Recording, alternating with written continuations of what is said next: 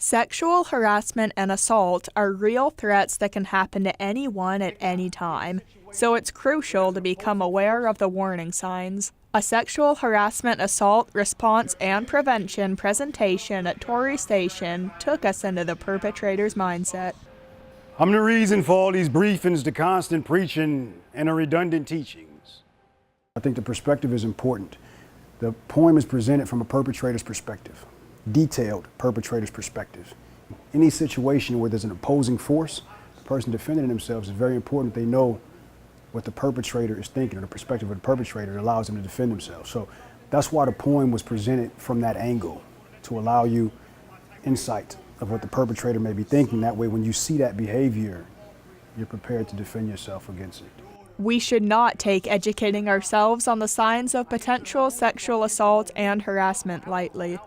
It's one of the worst types of violations that there are out there, to deprive somebody of something that's personal to them forcefully. There's a real threat, and that there's people out there, their threat is intentional. SHARP isn't mandatory training, it's necessary training. No mandatory training, you do it because the book says do it. And then there's something that's necessary to where you do it because it's relevant for quality of life. His presentation not only gave insight on the perpetrator's mindset, but reminded us why prevention is so important. I think it's quality of life. I think SHARP is important in order for us to trust each other. We're in a profession where we have to trust each other. In order for us to do our jobs, we have to trust each other.